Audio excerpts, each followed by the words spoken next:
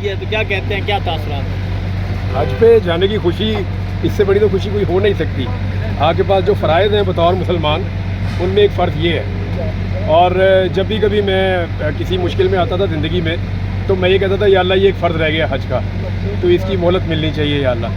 تو وہ اللہ تعالیٰ نے بڑی مہربانی کی ہے، اور میرے ڈاکومنٹس بھی سارے آ گئے ہیں حج کے. اور اس کے بعد عدالت نے بھی میرا نام ECL سے نکالا ہے اور جانے کی مجھے اجازت دی ہے. 2022 میں نے جانا تھا حج پہ، میں گرفتار ہو گیا. 2023 میں نے پھر حج پہ جانا تھا، میں غائب ہو گیا، آپ کے سب کے سامنے ہے. اب 2024 میں ECL تھا، لیکن جب اللہ تعالیٰ نے بلانا ہو آپ کو، اور جب بلاوا آپ کا آ جائے، تو پھر کوئی آپ کو روک نہیں سکتا. وہ مجھے بڑی امید ہے اور بڑی خوشی ہے. یعنی اس کی ایک ایکسائٹمنٹ الگ ہوتی ہے کہ لبیک اللہم لبیک، لبیک لا شریک لک لبیک، ان الحمد والنعمت لک والملک لا شریک لک. تو وہ نا مجھے کبھی کبھی ایسے فیل ہوتی ہے ایکسائٹمنٹ کی کہ ہم اللہ کے گھر میں جا رہے ہیں حاضری دینے کے لیے. اور حج سے بڑا تو ایونٹ ہی کوئی نہیں ہوتا. اللہ تعالیٰ حج کو قبول کرے. آپ سب یہ دعا کیجئے گا، اور جو میں وہاں دعائیں کروں اللہ تعالیٰ قبول کرے.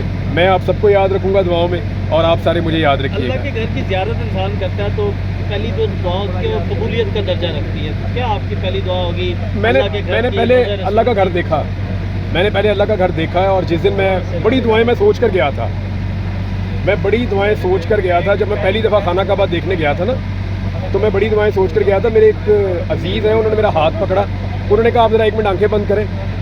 تو وہ مجھے لے گئے اور کہتے ہیں اب آپ آنکھیں کھولیں. تو میرے سامنے خانہ کعبہ تھا، اور میں نے اللہ کا گھر دیکھا تو میں وہ ساری دعائیں بھول گیا.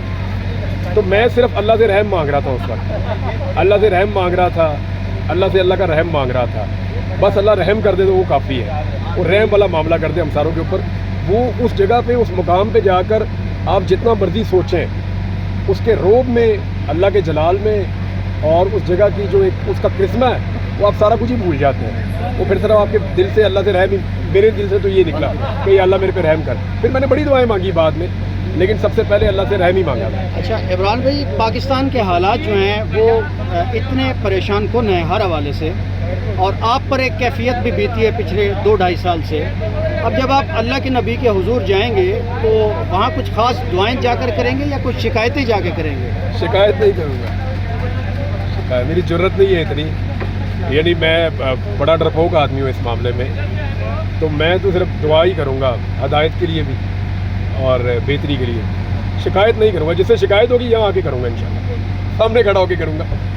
وہاں کیا شکایت کروں گا؟ ادھر جس کی میں نے شکایت کی وہ تباہ ہو جائے گا. ایک عمران خان اللہ کے گھر جا رہا ہے، دوسرا عمران خان جو ہے وہ جیل میں ہے. کیا کہتے ہیں، وہ عمران خان جو ہے آپ کو مضبوط نظر آیا؟ آپ نے دیکھا بھی ہے؟ اچھا، میں نے ابھی 2 دن پہلے عمران خان کو دیکھا. ہم وہ دنیاوی بات پہ واپس آ رہے ہیں. تو میں سیریسلی آپ کو بتاؤں، میں نے 2011 میں یا 12 میں عمران خان کا ایک انٹرویو کیا تھا. مجھے وہ اس لیول کا آدمی آج 12 سال کے بعد نظر آیا. میں فٹنس کے پوائنٹ آف ویو سے کہہ رہا ہوں، باڈی لینگویج کے، پازیٹیوٹی کے. یعنی وہ اس کے اوپر جو ایکسٹرا بیگیج تھا اس نے جیل میں اتار دیا سارا. جب عمران خان باہر آئے گا نا، تو یاد رکھیے گا جو اس کے سیاسی مخالفین ہیں ان کے لیے بہت بڑا سرپرائز وہ دکھنے میں ہی ان کو نظر آ جائے گا. پہلے جو لوگ آگے باہر PTI کے کہتے تھے نا یہ عمران خان کا بڑا وہ مسکولر ہو گئے ہیں اور بڑا انہوں نے فٹ کر لیا اپنے آپ کو، میں سمجھتا تھا یہ پولیٹیکل بیان دے رہے ہیں، کارکنوں کو اٹھانا چاہتے ہیں کہ یہ عمران خان تو قابو نہیں آ رہا، بہت فٹ ہے یہ وہ. میں نے جب پریکٹیکلی دیکھا نا، تو میں اور سمیع ابراہیم صاحب ہیں، 3-4 اور سینئر جرنلسٹ سے وہاں بیٹھے ہوئے تھے. صدیق جان واز دیئر، اسد طور وہاں پہ اسی جگہ پہ کھڑے ہوئے تھے، مطیع اللہ جان صاحب بھی. یعنی وہاں لوگوں کا کنسنسس ہے کہ یہ بہت فٹ آدمی ہے. اس کو ٹائم ملا نا اپنی فزیکلی اپنے آپ کو ٹرانسفارم کرنے کا، اور شاید سائیکولوجیکلی. اچھا سر، آج وزیر قانون سے ہم ملے ہیں، بس آخری آپ پولیٹیکل سوال لے لیں. وہ کہتے تھے عمران خان صاحب خود ہی ہیں جو چاہتے ہیں PTI پہ پابندی لگ جائے. ان کا ٹویٹ اکاؤنٹ سے ایسے ٹویٹس ہو رہے ہیں. ٹویٹر پہ پابندی تھوڑی لگتی ہے یار. ایک ٹویٹ کرنے میں پولیٹیکل پارٹی بند ہو جائے گی. کون سے خوابوں کی دنیا میں رہتے ہیں؟ ٹویٹ کیا پولیٹیکل پارٹی بند ہو گئی، ایسے نہیں ہوتا، نہ یہ ہوگا. ہاں یہ ضرور ہے کہ ایک پریشر ٹیکٹس ہے، تھوڑا عرصہ اندر رکھنے کی ایک پریکٹس ہو سکتی ہے، یا کچھ اور چیزوں کو لنگر آن کیا جا سکتا ہے. نہ ایسے پولیٹیکل پارٹیز ختم ہوئی ہیں ماضی میں، نہ اب ہوں گی. ہمیں تو بڑے دعووں کے ساتھ ماضی میں بتایا جاتا تھا کہ اس پہ کراس، اس پہ کراس. وہ جس پہ کراس تھا وہ سارے کے سارے آج آپ دیکھیں کہاں کھڑے ہیں.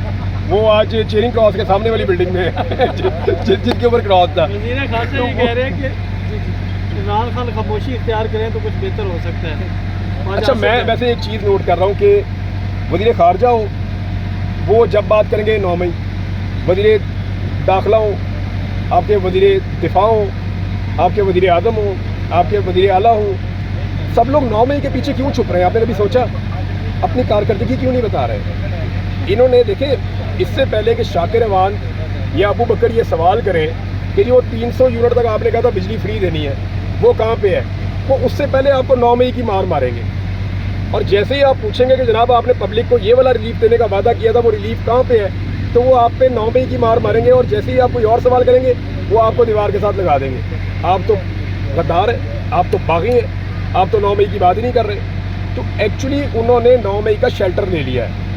9 مئی کے بینیفیشری بننے کی کوشش نہ کریں یہ سیاسی جماعتوں کے لوگ. یہ معاملہ ایک سیاسی جماعت کے گلے ضرور پڑا ہے، لیکن یہ ایک ادارے کا معاملہ ہے، ایک سیاسی جماعت کا معاملہ ہے.